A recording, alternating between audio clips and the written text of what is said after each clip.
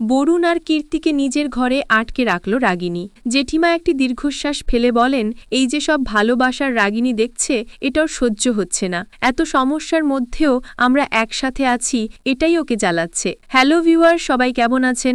আজকে আপনাদের জন্য নিয়ে আসলাম ভাগ্যরেখা ধারাবাহিকের ৩২৮তম পর্বের খুব সুন্দর একটি এক্সপ্লেনেশন। যারা এখন আমার চ্যানেলটি সাবস্ক্রাইব করেননি, প্লিজ চ্যানেলটি সাবস্ক্রাইব করে বেল আইকন অন করে দিন পরবর্তী ভিডিও দেখার জন্য। ভিউয়ার, শুরুতেই আমরা দেখতে পাই শ্রদ্ধা খাটের ওপরে বসে থাকি আর সেখানে সবাই দাঁড়িয়ে থাকে। তনুজা শ্রদ্ধার পায়ে মলম লাগিয়ে দেয়। তখন শ্রদ্ধা সবাইকে বলে, তোমাদের এত চিন্তা করার দরকার নেই, আমার কিছু হয়নি। তখন ঋতু পিসি বলে, তুমি চুপ করো, তুমি কি আমাদের থেকেও নাকি? আমরা জানি তোমার কি হচ্ছে। তখন নয়না দেবী বলে, এ সাজা তো আমাকে পাওয়া উচিত। তখন শ্রদ্ধা বলে, তুমি ওরকম বলছো কেন?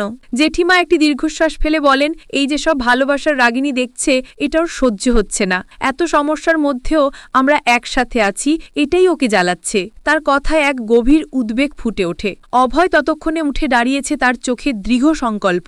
সে জেঠিমাকে আশ্বস্ত করে বলে, ওই ইন্সপেক্টর কিরণ তার পুলিশ হওয়ার সুবিধে নিয়ে আমাদের সাথে এরকম করছে, কিন্তু আমরা ওর এই খেলাটা ফেস করব, আমরা হার মানব না। অভয়ের কণ্ঠস্বরে এক ধরনের চ্যালেঞ্জের সুর ছিল, যা উপস্থিত সকলের মনে এক নতুন আশার সঞ্চার করে। অভয়ের বাবা, যিনি এতক্ষণ কিছুটা নীরব ছিলেন, এবার এগিয়ে এসে ছেলের কাঁধে হাত রেখে বলেন, তোমার সাথে আমিও যাব উকিলের কাছে, কিন্তু এখন শ্রদ্ধার একটু আরামের প্রয়োজন। আমাদের এখন এখান থেকে যাওয়া উচিত। তার কথায় স্নেহ এবং দায়িত্ববোধ উভয়ই প্রকাশ পায়। ধীরে ধীরে একে একে সবাই সেখান থেকে চলে যায়। প্রত্যেকের মনেই এক মিশ্র অনুভূতি, ভয়, হতাশা, কিন্তু তার সাথে এক নতুন যুদ্ধের সংকল্প।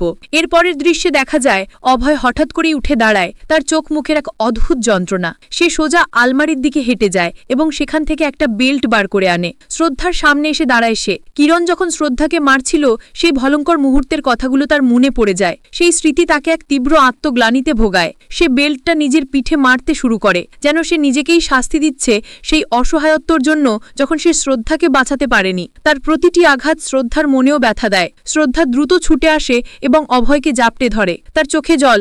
অভয়, প্লিজ এমন করো না, সে আকুতি জানায়। তখন অভয় তার হাত ধরে। তার চোখ দুটোতে তখনও সেই যন্ত্রণার ছাপ। সে বলে, আমার এটাই প্রয়োজন ছিল।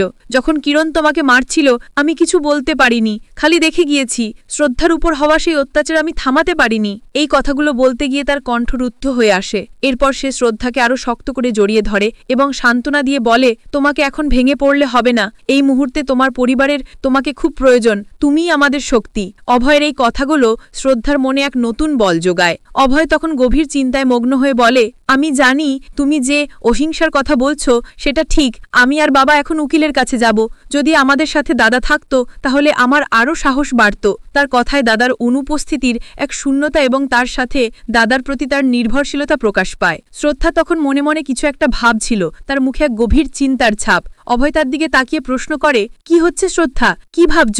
শ্রদ্ধা ধীরে ধীরে তার ভাবনাগুলো প্রকাশ করে। সে বলে, আমাদের সামনে কিছু একটা আছে, কিন্তু সেটা আমরা দেখতে পাচ্ছি না। যেন আমাদের সামনেই আছে, কিন্তু সেখানে আমরা যেতে পারছি না। এর আগে নিত্যই ঘরের আশপাশে যেতে দিচ্ছিল না। ওই ঘরের ভিতরে কোনো রহস্য আছে, কোনো রাজা লুকিয়ে আছে। তার কথায় এক রহস্যময় ইঙ্গিত ছিল। সে আরো বলে, আর আমাদের ওই রাস্তা খুঁজে বের করতে হবে। আমাদের দরজার থেকে দূরে রাখার জন্য রাগিনী পুলিশ পর্যন্ত ডেকে নিয়েছে। হয়তো এমনও হতে পারে যে ওই রহস্যের মধ্যে রাগিনী দুর্বল আছে। হয়তো আমরা সেই দুর্বলতা খুঁজে বের করতে পারলেই এই পরিস্থিতি থেকে বেরোতে পারবো। তার এই কথাগুলো পরিবারের অন্য সদস্যদের মধ্যেও আশার এক নতুন আলো সঞ্চার করে। এর পরের দৃশ্যে দেখা যায়, তনুজা, ইতু পিসি আর নয়না দেবী রান্নাঘরে। তাদের প্রত্যেকের মুখেই এক ধরনের চাপা টেনশন। তারা নিজেরাই নিজেদের মধ্যে কিছু একটা নিয়ে আলোচনা করছিল। রান্নাঘরের এক কোণে দাঁড়িয়ে শ্রদ্ধা সব দেখছিল। তাদের টেনশন তার চোখে এড়ায়নি। নয়না দেবী শ্রদ্ধাকে দেখতে পেয়ে বলেন, তোমার কিছু লাগবে বৌমা? শ্রদ্ধা তাদের মুখের দিকে তাকিয়ে বলে, কি হয়েছে তোমাদের সবার? এত টেনশন লাগছে কেন? তনুজা দ্রুত বলে ওঠেন,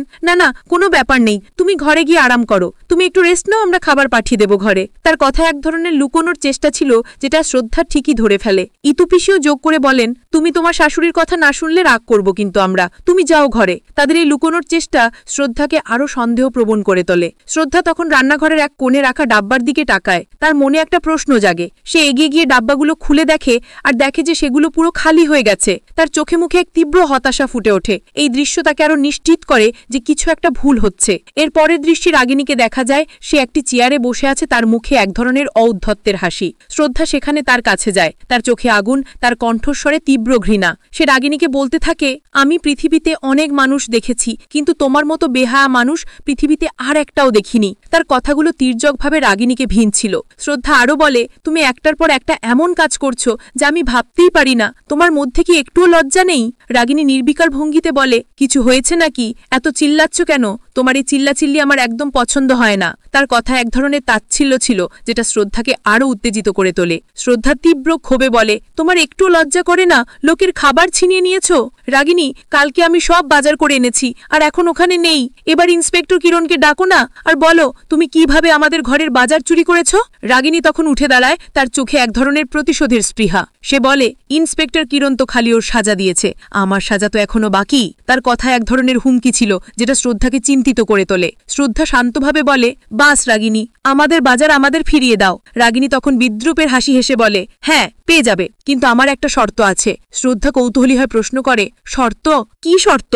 রাগিনী এক বক্র হাসি হেসে বলে, তুমি এক্ষুনি বললে না যে আর কত নিচে নামবে, আরও একটু নিচে নেবে দেখাবো। তার চোখে এক ধরনের শয়তানি ঝলক ছিল।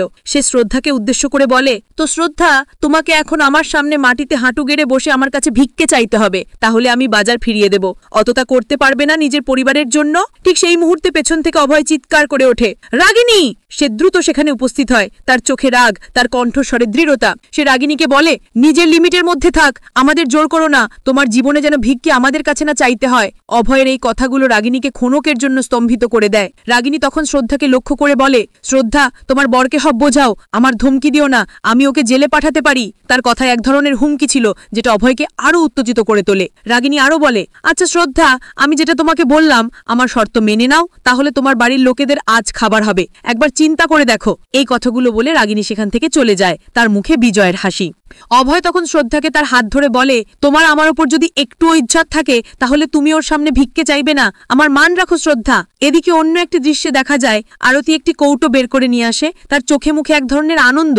সে সবাইকে বলে যে আমি কৌটোটা পেয়েছি, এতে বিস্কুট আছে, তোমরা খেয়ে নাও। তার সরলতা সবাইকে মুগ্ধ করে। তনুজা তখন বলে, আমার বিস্কুট এত পছন্দ না, তুমি একটা কাজ করো না, বৌদিকে দিয়ে দাও আর ইতুপিসিকে দিয়ে দাও। ইতুপিসিও তার সাথে যোগ করে বলেন, আমার কোমরে ভীষণ ব্যথা হচ্ছে, তুমি একটা কাজ করো না, বৌদিকে দিয়ে দাও। নয়না দেবীও বলেন, এই বিস্কুট তুমি তোমার বাবাকে দিয়ে দাও, উনি তো ওষুধ খাবেন। তার কথায় বাবার প্রতি তার স্নেহ প্রকাশ পায়। আরতি তখন কাঁদতে শুরু করে, তার সরল মনেই বঞ্চনা মেনে নিতে পারছিল না। ইতুপিসি তখন আরতিকে সান্ত্বনা দিয়ে বলেন, আরতি তুমি কেঁদো না, তোমার শ্রদ্ধা বৌদি সহ্য করতে পারবে না।